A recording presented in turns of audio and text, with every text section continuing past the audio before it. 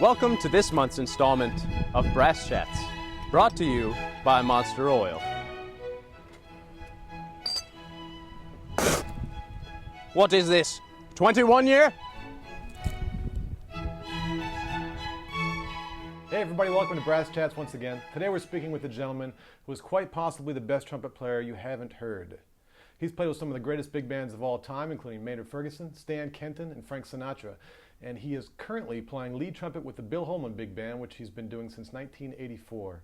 Carl, thanks so much for joining us. Oh, glad to be here. Let's talk about your early days. When you grew up, you spent your first 5 years of your life in Indianapolis, I believe. No, I was on the road with my Uncle Bobby's band. Right.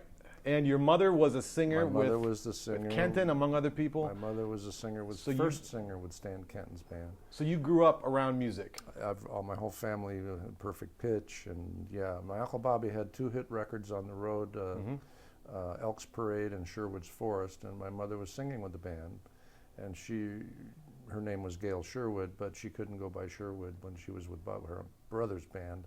So she used Gail Landis on the road, and I was on the road from 0 to 5 in the theaters and the wings on the gigs and chasing the band around. And I was always watching the band, listening to the band, and from the wings. And then my mother got out of the music business when I was 5 years old to keep me out of it, because my whole family was in music, and everybody was swept into the music business, and so it was such an insecure business. She wanted to get me out of that business, and she was right, actually. But what she really wanted to do was to just let me decide to choose for myself which direction I wanted to go. But after being on the road for 5 years, the first 5 years of my life, I already had, I was listening to the music every night, and I just, had it in my head. And then you went to Vegas, I believe? Oh, well, I moved to Los Angeles. We moved to Los Angeles and moved in with my Aunt Caroline, who was married the young jazz saxophone player with my Uncle Bobby's band, and his name was Dave Pell. And if you heard of the Dave Pell Octet, he's like 35 albums. It's pretty famous original West Coast jazz group. And we were living with Dave and Caroline when I was 5 and 6 and 7, and when the first Octet album came out, I was listening to the record, and I heard Don Fagerquist, who was my real inspiration. Of course, my Uncle Bobby played great trumpet. In fact, if you look up Bobby Sherwood, I would suggest for you to get the album, the issued recordings. It's called Bobby Sherwood from 42 to 47. It's called the issued recordings, and his band is on there, and he plays great trumpet. I mean, he was a guitar player really, but he learned to play trumpet, and he played funky like Clark Terry, down, all that stuff back then. And I always thought, of course, he was my uncle, so I'm a little biased, but I always thought he played better than all the other famous jazz guys like Bunny Berrigan and who's the guy from Davenport, Bix, and all those guys. I mean, Bobby had this warm, beautiful, funky, musical way of playing, but he was a guitar player and wrote all the arrangements and sang, and it was pretty wild. He was a very talented guy. Who were your other influences at the time? Who else were you listening to? Well, I mean, when I was young, we're back to where I was young. Don Fagerquist, was my big inspiration. I just loved the way he played, the flowing, lyrical warmth of his solos, and he was the only guy that played trumpet with joy and beauty in his jazz. It was just happy. It was beautiful. If you listen, you're hip to him. I mean, you're hip to Fagerquist. No, I don't know who's playing now. Look him up and listen to how he plays. He just plays. He plays the trumpet like I wanted to play it, and like I still want to play it. I mean, you listen to him now, and I still play Fagerquist stuff for people when they come over, and these trumpet players, friends of mine, and they go, "Whoa!" he's a little dated because all of his recordings are back in the 50s and 60s and stuff. And he died when he was 47 years old. Oh boy! From drinking. Yeah. So we talked on the phone a little bit before this, and you said some things that I'm having a hard time believing. You said that you never practiced.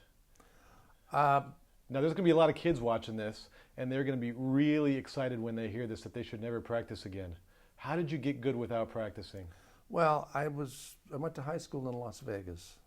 So when I grew up, I was starting subbing in show bands. There were so many show bands and so much action, so much gigs, and there was just a lot of musical opportunity in Las Vegas as far as show bands are concerned, which is show business. You know, it's like not jazz or anything.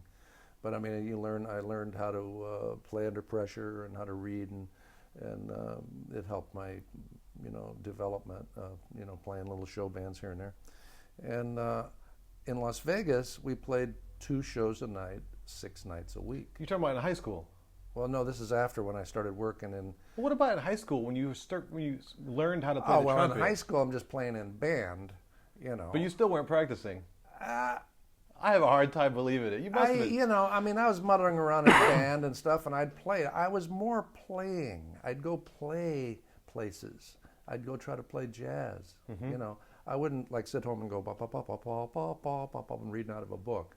I would play in band where I learned. That was my basic practice. And then after at night or something, we'd go find clubs or get together with some other musical, kids in school and stuff, and we'd get together and play, and we would play instead of practice. But later, when I was working the shows, that's the basic reason that I say that I never practiced, because I lived in Las Vegas for 30 years, and I did a lot of show bands there, and it was 2 shows a night, 6 nights a week. So, and we're bashing our chops every night. We go in at 8 o'clock, and 2-hour show, and then we get off until midnight. Then we come back at midnight and do it again. Play the show again. By the time you get through, your chops are pretty beat up. Even though we had chops because we were playing every night. Yeah. But we couldn't practice during the day. We needed to rest. So that whole habit got me out of being a practicer. But I played a lot. Yeah. When I was on the road, I'd play the gig. I was out on the road with Cy Zentner's band, with Stan's band, and different bands. And we'd get through the gig. The bus would come back to the hotel. Everybody would go to their room. I would go to the desk and order a cab. I'd get a cab driver. I'd go to a jazz club and find a place. And guys would say, "Aren't you tired?" Yeah, I was tired. Am I tired? But I wanted to play. So that was my practice. I'd go to clubs and just force myself to play. So I was always playing. And then when I lived in Las Vegas, we played the shows 6 nights a week, 2 shows a night. We'd get through at 2 in the morning. Then we'd go to the clubs and play in Vegas because it was a 24-hour town. And we'd play until 6 in the morning. And then I had drums, piano, and I had a bass. I don't have my bass anymore, but I had a bass. And I had bass, drums, and piano in my front room. So at the end of the show, we'd get through at 2 in the morning if there wasn't any clubs happening in Vegas, and it's a showbiz town, and sometimes the jazz scene was a little weak. We'd go to my house and play in my front room. And we played about 6 and 7 in the morning. And I remember Sam Noto was in town, Frank Rosolino, and Carl Fontana, and we'd be playing at my house till 6 in the morning. I mean, Sam Noto, he'd get juice, he'd he'd be drinking a little bit, get out of it, and he plays like word in my front room, like just full out, it's like, oh my God, great. It's like a dream come true. Sure. Oh wow. But and then what am I going to do? Practice the next day? I don't think so. I need to sleep and rest my chops because I got to play the show that night. Yeah. Right out of high school, you had an opportunity to play with Stan Kenton, but they didn't have a trumpet opening, so you had to play in the mellophonium section. What is a mellophonium? Stan, in 1958, Stan Kenton did the album. What was it called? Back to Balboa, and he used 2 French horns on that album. And what he's trying to do is, he's got that rich brass section, 5 trumpets, 5 trombones, and 5 saxes, and what he wanted to do was get the richness of the French horn sound in that brass section. So he used 2 French horns, and the album came out, and it was swinging, the Back to Balboa album, but 2 French horns couldn't cut it with 5 trumpets and 5 trombones and 5 saxes. So he went away from that theory. So, and then in 61 or 60 or whenever he did this, he decided that he still wanted the richness of the French horn sound in the brass section, but he couldn't find French horn players that could swing. So he invented the mellophonium, which a friend of mine gave me this for one of my birthdays. Yeah. And here it is. It's like, this is a it's got spider webs on it, which shows you how much respect I have for it. Would you mind playing a couple notes? No. Okay. Oh man, that's There's great. a mellophonium, and that's what Stan used on the thing. And that's what you played for a year straight. I played that for about a year and a half on Stan's band. What was the vibe in that band at the time?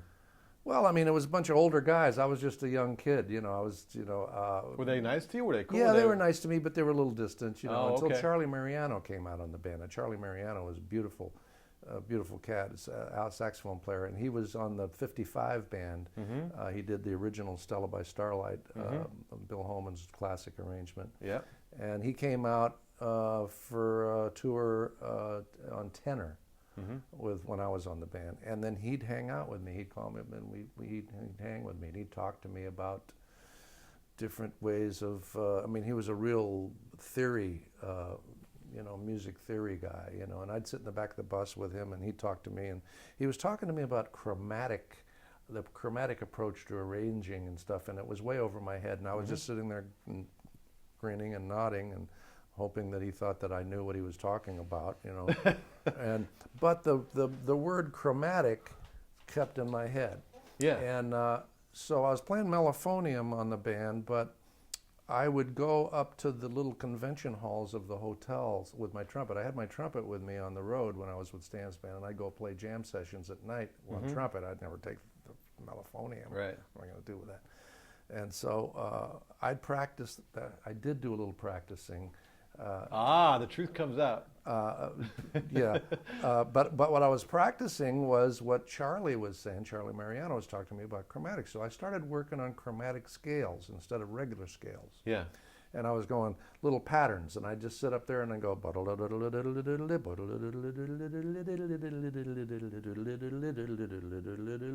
different patterns of just making them up as you go, but it's all chromatic, so you just move and go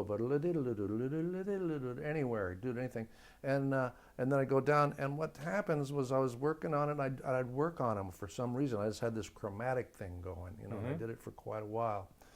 And what it did, I thought, was make my fingers more flexible than I would have if I hadn't practiced the chromatic scales. Yeah. Because the regular scales are like whole tone, half tone, whole tone, half tone, or whatever it is. Yeah. Chromatic scales, you're getting your fingers on every note. So you're getting that third and second and fifth, the second and third finger going real good, which is kind of a little hang up in the muscle thing here, Right. And so I was getting, pretty soon my fingers were flexible, like I could play cleaner and faster, and and I thought I kind of attribute it to the work I did on chromatic scales. So And it opened up your mind. It opened up your improvising. When I do clinics and stuff like that, or talk to students, I stress that to them very strongly, to put at least if they practice an hour, to put at least 10 minutes in on just chromatic scales and make up their own patterns.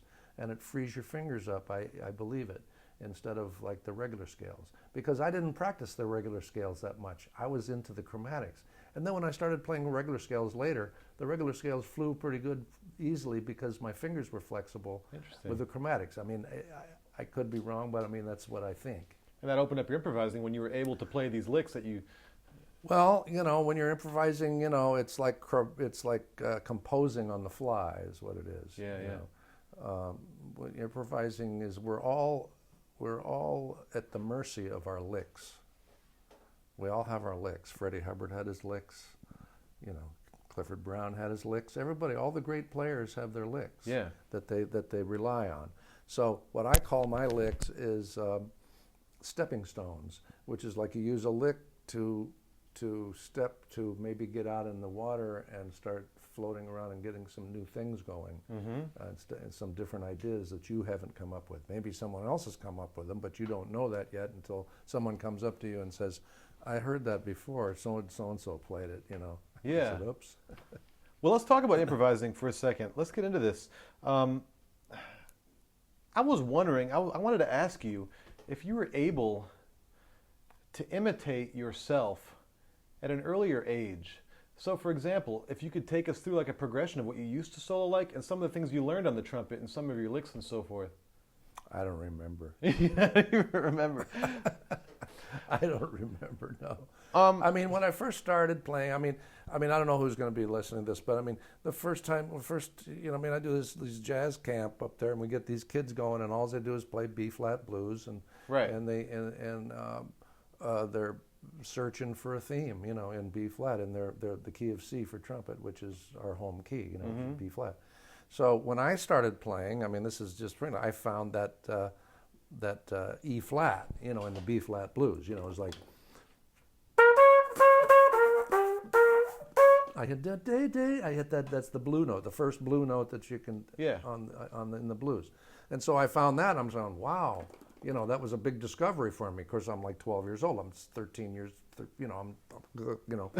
So and I found that, and I just started messing around with that E flat and the root, and then I found the A, which is the 13, that fit, and then the B flat is the 7th, which that fit. I'm saying I'm finding notes that fit because I didn't study music, I just heard it. Yeah. Because I was raised with the music. So I had all the good stuff in my head, I just had to get it out through the horn somehow. And so I just slowly started doing it, and jazz was kind of a thing that I embraced early in my life, and I found that blue note, which was the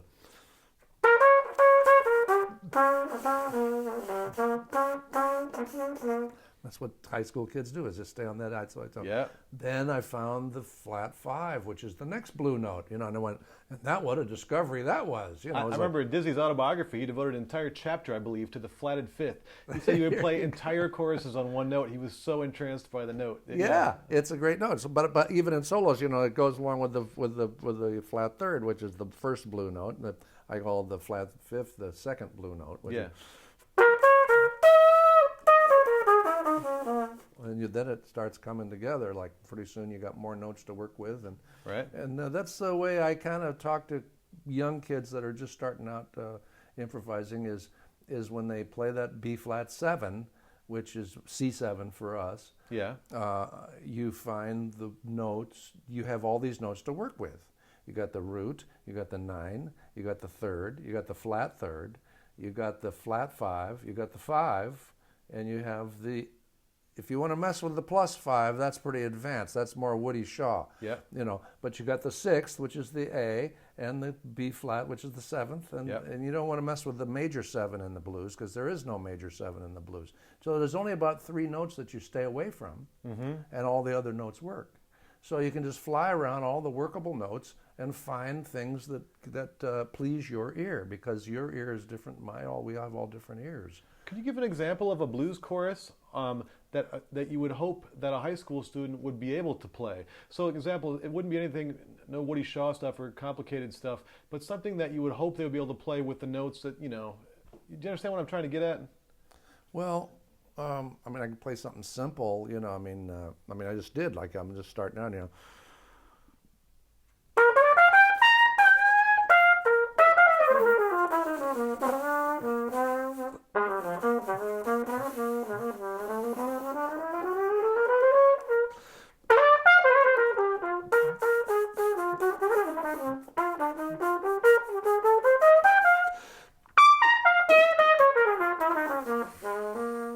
something like that. So but that's probably a little more advanced than, I got more advanced, I but can't, it started off real blues scaly, and then you went into the chromatic thing, which we talked about earlier. I did a chromatic line, And then you started to go into Carl Saunders mode a little bit. Yeah. I think you lost some of the students on some of that one, but... I can't help myself but be Well, myself. of course, I know. That's interesting. Yeah. So you like to start kids off with the blues scale notes, the real blue notes, and then how do you make that transition? Well, you play just chromatic scale stuff, but how do you make the transition into learning more complicated chord changes? When you play more of a bird blues or something like that, well, how does the student go about navigating those things? Not every music student or trumpet student is going to be a jazz soloist.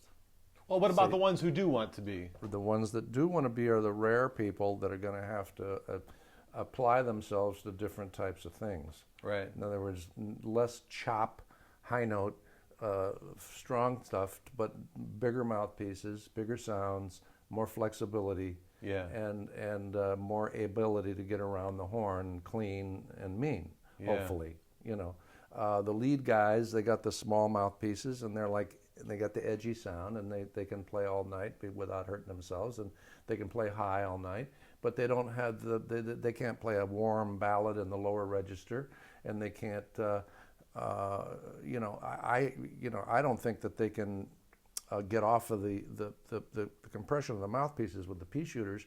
They can't get off of those short notes in the high register. Yeah. They're like hanging over and doing all that, what I call unmusical lead playing. In other Right. words, when they go, da-cha, and I mean, ba-da-ba-doo-ba-doo-beep, hit a little soft. If you can play a high note, Yeah. play it soft. If you can't play a short, I mean, not soft, I mean, if you can play a short high note, then you're playing. That's Right, what I right. think. Okay. But if you listen to most lead players, they're blowing so much air that they can't stop. And that's another thing, one of my trumpet axioms is use the least amount of air to get the job done to its fullest, Okay.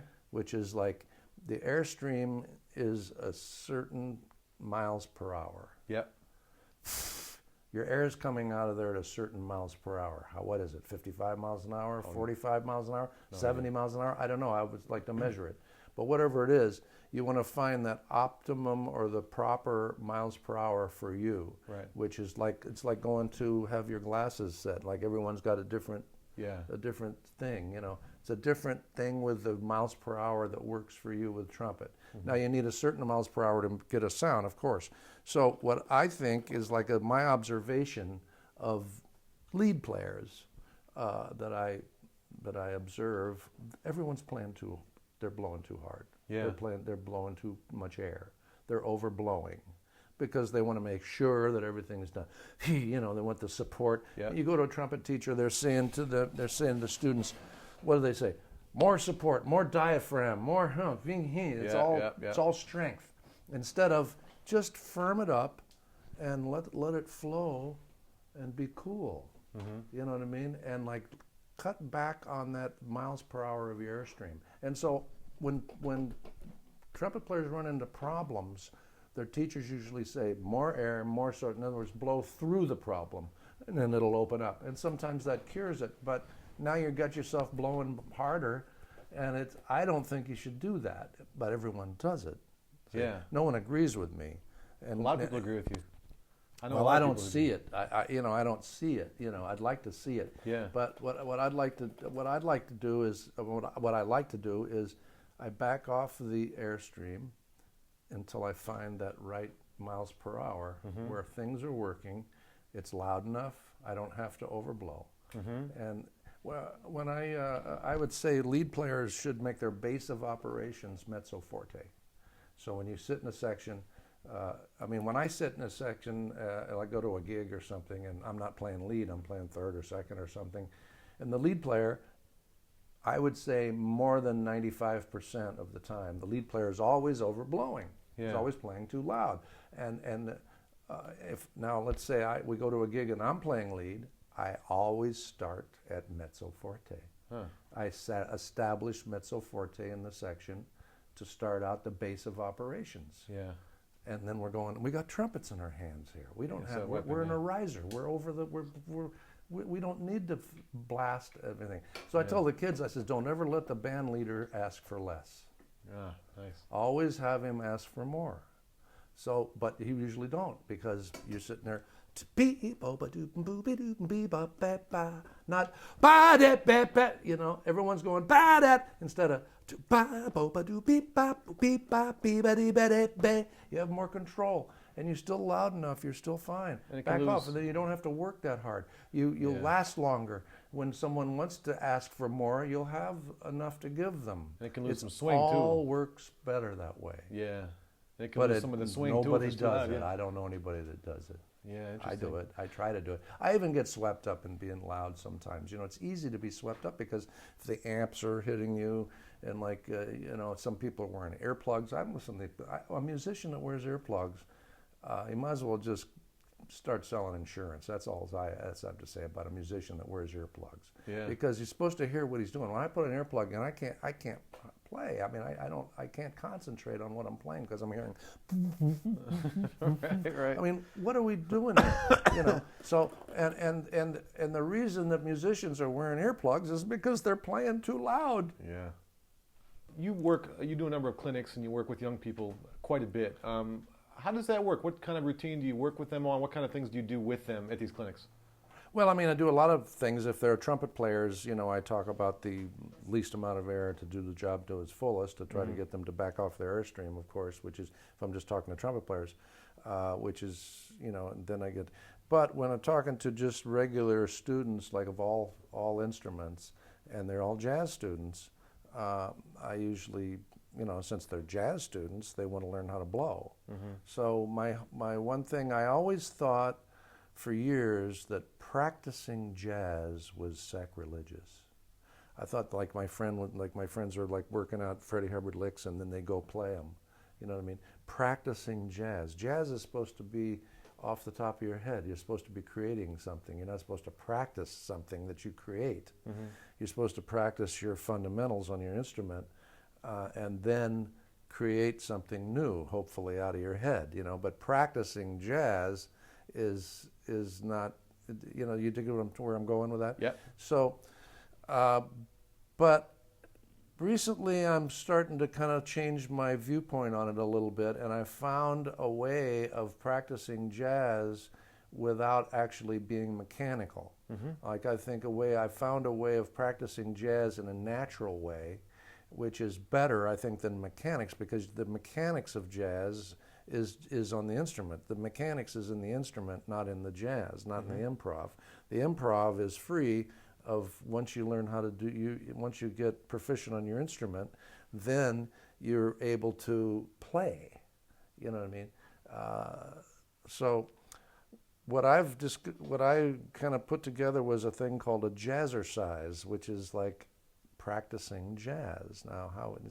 And what I did was, I've got these series of chord changes, and it starts out on C minor 7. So now in jazz, when you're looking at jazz solos, and let's say you're playing in a band and all of a sudden you got a solo, what are you going to see? You're going to see a set of chord changes, right? Now if you look at those chord changes, more than likely you're going to see minor 7s to 7s to major 7s, just minor 7s, 7s, and major 7s. Occasionally you run into an augmented chord, and then but basically it's minor 7s, 7s, and major 7s. Just 2 5s, yeah. That's about it. I mean, basically. So, of course, there's the alterations, minor 7 flat 5, which is a whole new, you know, triad that you can throw in there, or minor 7 plus 5, flat 9, blah, blah. There's all sorts of alterations to the chord, but basically it's minor 7s to 7s, major 7s, and then you get into the exotic chords, which is minor major 7s, and the exotic alterations plus 5s and the triads, and then the half, you know, like the B triad over C and wild things like that, you know. You know. But basically, when you're learning jazz, you want the 7s. So what I've done is, like, I've put this little thing called a jazzercise, which is C minor 7 to F7, like one bar of C minor 7, then one bar of F7. Then the next bar, you take that F7 and you minor that. And you make that F minor 7 to B flat 7. Then the next bar, you take that B flat 7 that you just resolved and you minor that. And then it's B flat minor 7 to E flat 7. Right. Then you take the E flat 7 and minor that, and you make the E flat 7, E flat minor 7 to A flat 7, A flat minor to D flat 7, D flat all the way, and then finally you get back around to the C7 again. So it's like a kind of a tune without end. But what it is like lets you go through these chord changes. And I printed out the changes for people to look at, you know. But I can play them a little bit for you to just give you an idea in your head what they sound like, because it sounds like a tune. But it's like a continuation of the chord changes moving around. And what you do is like you every time you practice the jazzercise, it's always different. That's why it's natural and less and not mechanical. Oh. Because if you're looking at a exercise, you're playing the same notes every time. And then the next day you look at it and it's still there. But with the jazzercise, when you look at it the next day, you're playing something different. Yeah. So you're always playing something different on the chord changes. So I'm going to try to play through the jazzercise for you. Sure. Just to give you an idea of hearing it. So I'll just start out on C minor 7, which is our D minor 7, and I'll go to G7, and then I'll minor that and go up and I don't know what I'm going to play. Sure. But I mean I'm just playing the chord changes, but you can hear the chord changes. You know.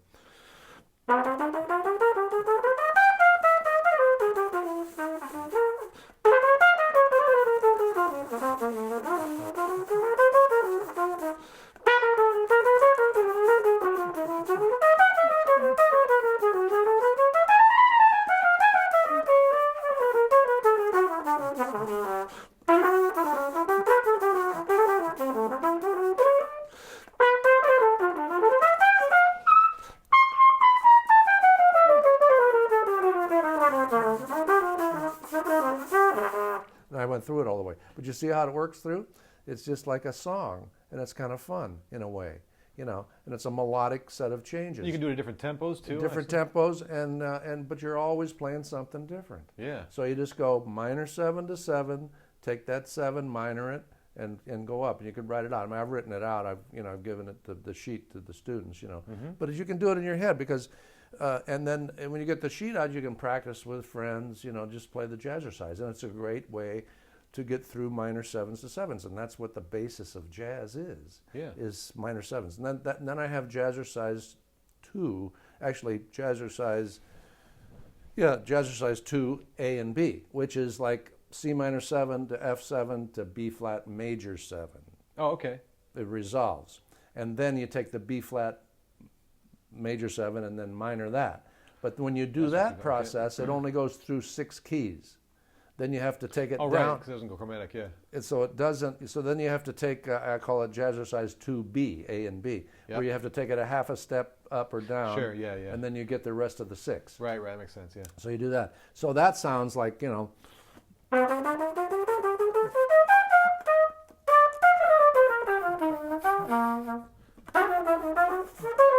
Yeah. You know, it's like, so it resolves to the major chord, which is like, you know, I didn't use the major chord in the first jazzercise. But the first jazzercise is so important, I think, because there's so many. I mean, you look at every, like I said, you look at every, if you're in a band and you see a solo, you see, what do you see? You see C minor 7 to what? Usually goes to F major, F7. Yeah. And then where's the F7 usually go to? To B flat major. Yeah. In other words, things are like the tendency. Of course, there's little different things, and some guys found a far out thing, and you're going to run into some far out stuff. But basically, the jazzercise works real well. What's the most fun you've ever had in a bandstand? Well, I don't know about the most fun, but there was a funny one. I mean, I think it's funny. We were playing with Buddy Rich's band, and on Basically Blues, I think is the name of the tune. I used to play this high A flat on the end. It was in the section part. It was just one of the notes in the section. It wasn't the lead part. I think the lead part was the high E, and I had a G sharp down it, and I used to play it up an octave. And Bobby Shue was playing lead, and I'm playing the jazz chair, and so we'd play it, and I played this a high A flat, and Buddy held it out a real long time. And next thing I knew, I woke up in Bobby's arms. What happened? I fainted. I blacked out. Oh my God. And was falling off the bandstand. And he caught me. And he was holding me, right? And I wake up and I'm going, get the fuck out. Oh my God. I've gotten blacked out where I almost fell, but I've never completely fallen before. Okay, it's time for the monster round. You got an attitude, man. You're going to have to handle that before you get out of the I don't have an service. attitude. Stop talking to me with that tone of voice. When you get back out into the, the regular folks area, without uniforms. So much gold here. It's a guy had. Oh, monster round. This is time for the monster round. Are you ready? Is it a surprise? The monster round is no longer a surprise. I just told you about it, so it's not a surprise anymore. You're fully aware of it. The monster round is where we ask you a series of questions that you give rapid fire answers to. Don't think too much, but if you think a little too much, You see, we're not going to get mad at you. I'm good at that. So we'll ask you questions. They're short answer questions. Okay. And Can we practice first, or we have to do it on the? Let's practice first. Play the lowest note you can, staccato pianissimo. I mean, play it. Yeah. The lowest note? Well, the lowest No note. warm-up notes. Lowest staccato pianissimo. Okay. That was the practice. Now, see, that would be too many notes. Short answers. Well, see, I can't do that. I'm not, it's like I'm not a legitimate guy. I'm just a fuzzy, fuzzer. Okay, so you ready for the monster round? That's a bad opening. That was a joke. That's not the monster round. Oh, So okay. this is the joke. Well, he Does didn't this want the have to monster do with round. He playing? wanted a sample question. Yeah. Oh, that. We might have you play some. We might not. Sample questions. He's got the fucking. Okay, so here's the real monster round. You ready for it? Okay. Favorite album of all time? And I have to. Why do I have to tell you right away? Why can't You I? can take your time. It doesn't have to be. Yeah, we'll edit out silence. As soon as you think of it, just. You're asking me. I told you I have no favorites. Remember? You're going to ask me what my favorite is. I Pick told you I don't have any one of your favorites. name one of your top 10 albums of all time. Explosion, Terry Gibbs. Ooh. Which is no longer Explosion anymore. It's like they've re-released it under another name, but it was the Terry Gibbs Dream Band with the Al Pacino playing lead back in the 60s. Where would you live if you were a billionaire? If I was a billionaire, I would have to hire consultants to find out where I wanted to live and where the hippest spot to live, because I'm not researching that. I'd rather have someone else research that for me, since I could afford anybody, the best researchers, to research that question for me, especially being a billionaire. And if I was a billionaire, I would have probably be interviewing you. No, you wouldn't be interviewing me. That's a good point. That was a horrible question. I apologize. All right, dorky question. Just so you can tell the viewers, what equipment do you play? I've been playing a Burbank Binge that I bought used in 1968. And mouthpiece? I've been playing a Bach 10.5C, not Mount Vernon and not New York, just a regular Mount Vernon. Okay. Not a Mount Vernon. I mean, just a regular Bach 10.5C, Okay. which is a lot different from the Mount Vernons Yeah. and the New Yorks. The Mount Vernon and the New Yorks are smaller and have kind of a dippy, roundy rim, where just the 10.5C Bach, without Mount Vernon and without New York, have a flat rim, and it's like it's about a 5C, really. And that's what I've been playing on for all my jazz stuff. And then I've been going back and forth with different pea shooters playing lead. Okay. What was one of the best Stan Kenton arrangements that you played? Well, Stomped at the Savoy and Malaguena and the Bill Holman stuff. Is my favorite. What's the best thing you've ever cooked?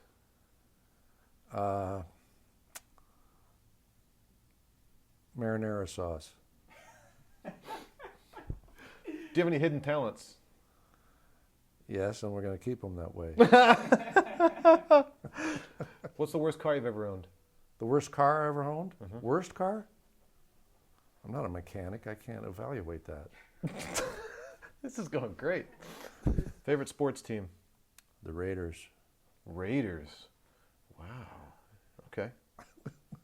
I love when they lose, because they've been losing for 10 years, but I'm still hanging with them. Someday they'll come back, and when they come back, I'm going to be there. Did you ever it's get just shot? like the styles of bow ties. Just hang out until it comes back in style. I got this funky old Frank Sinatra bow tie. You're just waiting. And the other guys have got the hip little thing with the collar going, but then the little skin with one, and they're all the way up on the top things. And then when the style changes, they go throw that away and they get this one and they get that one. I still got this old funky, old big Frank Sinatra, big bow tie, and people looking at me, and I says, when this comes back into style, you guys are going to be the fools. All right, go ahead. Could you play for me the lick you've played more than any other that when people hear it, they're like, oh, that's Carl Saunders? Wow. Jeez, I don't know. I can play and you can pick one out. Sure. Let's do it.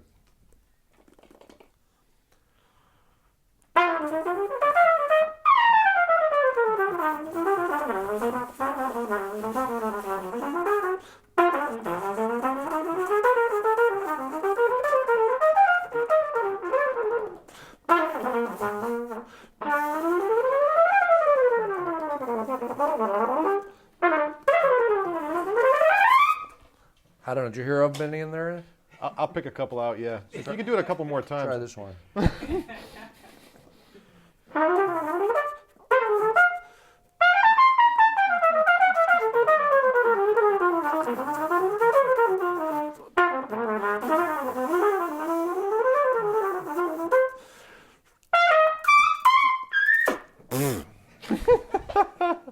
I think I got it that time. I don't know. There's no licks in there. Just like mumbling around. Who was the most demanding band leader you ever played for? Benny Goodman was horrible to us. He treated us like, I mean, I don't want to use bad words on this. I don't want to use profanity on this tape, but I would use profanity describing Benny Goodman. Wow. He was really treated with no respect. He treated the band with no respect. And I kind of like, I mean, the king of swing. Yeah. And the other guy that really surprised me about being a drag was Jerry Mulligan. He showed us no respect. He was really a drag. I mean, I was really, because I kind of respected him musically. I mean, Benny Goodman, but He's pretty good too. well, Benny Goodman was old style, like more like a swing, just a different style, old style swing. Yeah. But Jerry Mulligan was more modernistic of jazz. Guy wrote nice things that I liked, and I kind of had an affinity for him till I played with his band. I traveled with his band for a couple of. He came out on the West Coast, put a band together out here in the West Coast, and we did some gigs in San Francisco and did some traveling with the West Coast band with Jerry Mulligan, and it was horrible. I was just glad to get out of there. He was just like, he treated everybody badly, and like, you don't feel like playing for somebody like that. After like at rehearsals, he's like raining on everybody and treating everybody with disrespect and impatient with people and stuff. And like for now we get to the gig, I don't like him anymore. I don't feel spiritually outgoing for him, to play for him, like so those are the two guys that I kind of, which is kind of a surprise, really, to find that out. I mean, what's your best celebrity impersonation? Jimmy Stewart. Wall that's all. That's the whole impersonation. Or Ronald Reagan. Oh, let's hear that one. Well, that's the whole impersonation. Well, Nancy. Oh man. What's the most common mistake you see young trumpet players making? Wanting to play high, loud, and fast. Best movie released before 1980? On the Beach. What will your memoir be called? Who gives a Carl Saunders, thank you so much for sitting down with us. I really appreciate it. Very nice meeting you. Thank you.